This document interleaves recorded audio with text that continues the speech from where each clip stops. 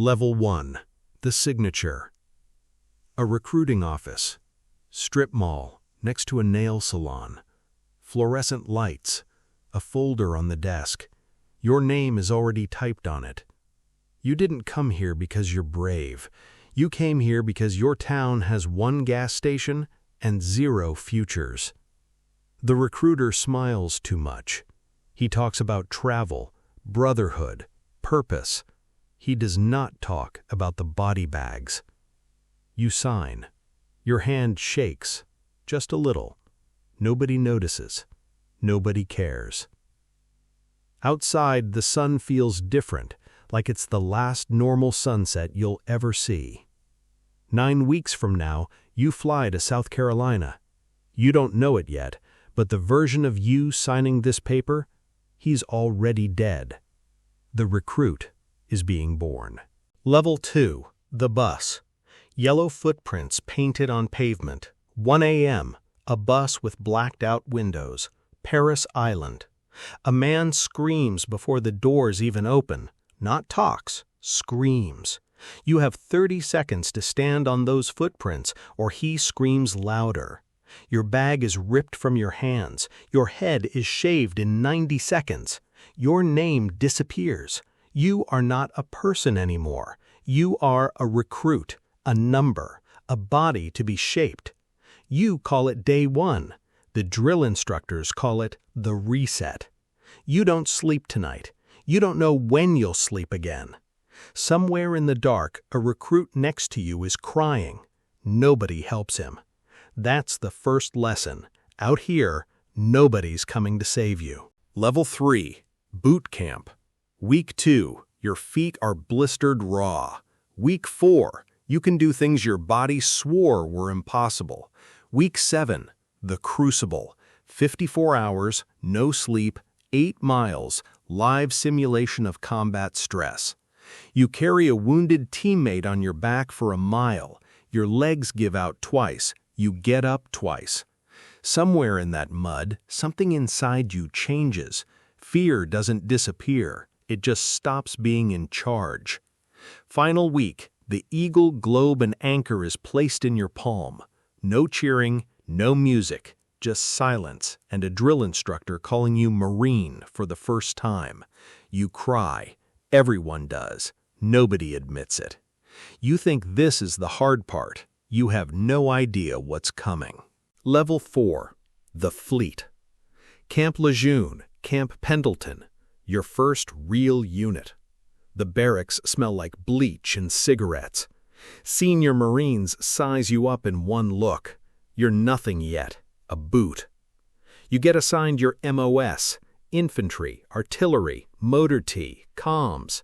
Doesn't matter which, war doesn't care about job titles. Training intensifies, live fire ranges, land navigation at 3 a.m., field ops in freezing rain, sleeping in 3-man fighting holes.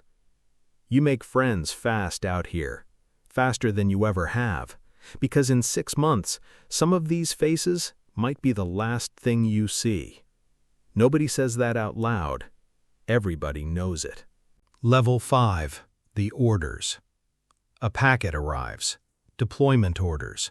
Overseas, somewhere the news calls unstable. Your family cries at the airport. You don't. You've been trained not to. 22 hours of flights. Then a C-130, dropping altitude fast, spiraling to avoid ground fire before you've even landed. The heat hits you first, then the dust, then the sound, distant, dull, constant. Gunfire that isn't a movie sound effect anymore. Your squad leader looks at you.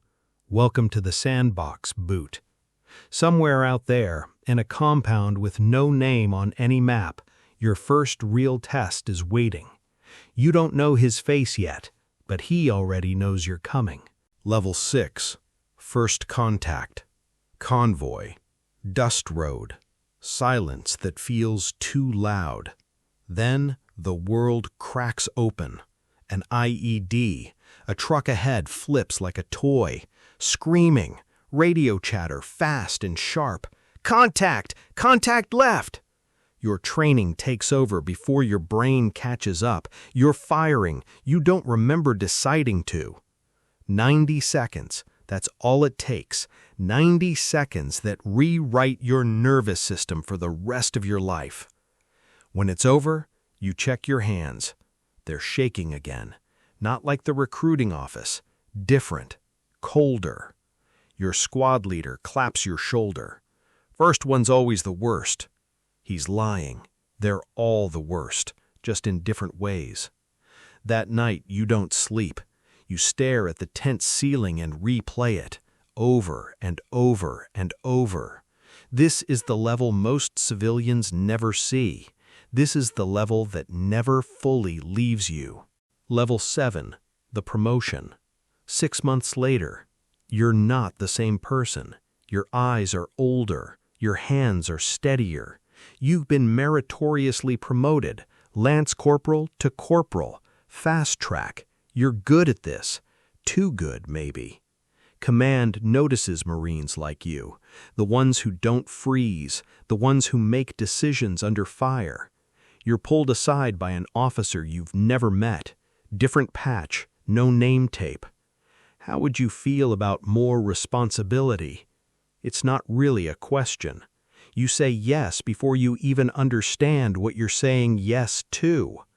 That night, your squad throws you a small celebration, warm soda, MREs traded for the good flavors. For a moment, it feels like family. For a moment, you forget the fear. You don't know it yet, but this is the fork in the road. One path leads home in one piece. The other leads somewhere with no name. You just took the second path. Level 8, selection. MARSOC, Marine Raiders. The word alone changes how people look at you. Assessment and selection. 3 weeks that break stronger men than you. Sleep deprivation. Land navigation with a ruck that feels bolted to your spine. Psychological evaluations designed to find your breaking point on purpose.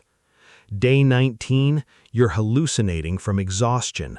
An instructor kneels next to you in the mud.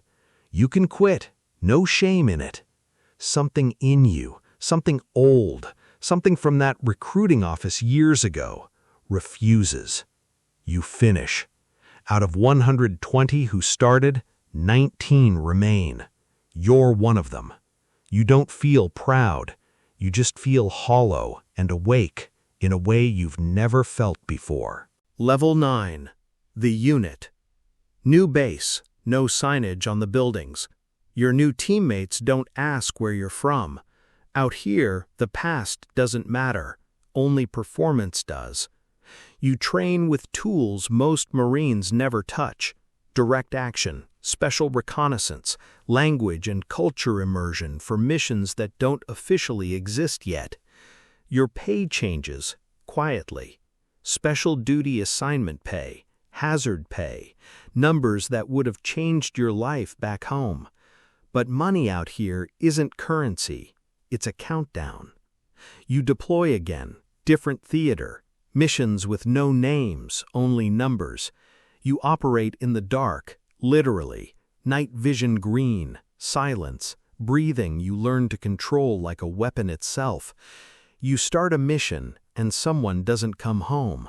Not this time, not you, but you carry his gear back. You carry more than his gear back. This is the level where power and grief start living in the same room. Level 10, the gray work. Some missions, command tells your team almost nothing. They say, need to know. You stopped needing to know a long time ago. You escort assets whose names you're never given. You secure locations that don't exist on any briefing map. You start noticing things that don't add up. Funding trails, contractors who aren't really contractors, missions that serve interests bigger than the country on your patch. You ask a question once. Your team lead looks at you like you asked something dangerous. Don't, he says. Just that. You stop asking. The money is good now, very good, bank account numbers you never imagined at 19, signing that folder in a strip mall. But every night, you check the locks twice. You sit facing the door in restaurants. You don't know why yet. Your body knows before your mind does. This is the level where power stops feeling like power. Level 11. The cost. A mission goes wrong, not because of you. Intel was bad. Someone above you lied about the ground truth. Your teammate, the one who taught you to breathe before a shot, the one who called you boot for the first year, the one whose kid's photo he kept in his vest, doesn't make it home.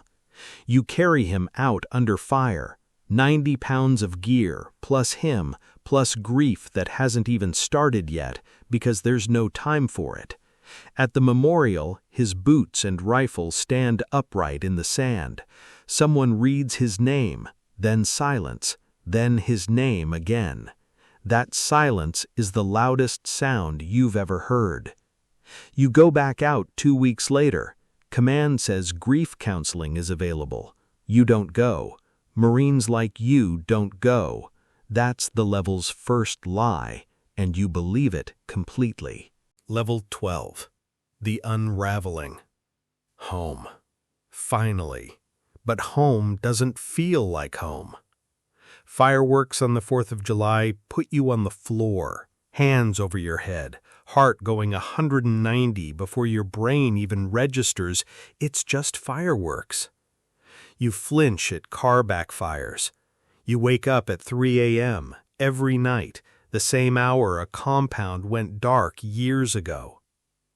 Your family doesn't recognize the person who came back. Neither do you. You drink more than you used to. You tell yourself it's just to sleep. It's never just to sleep. You still have the money, the rank, the reputation. None of it quiets the noise in your head. This is the level nobody warns you about at the recruiting office. This is the level with the highest casualty count, except the casualties don't show up on any official report.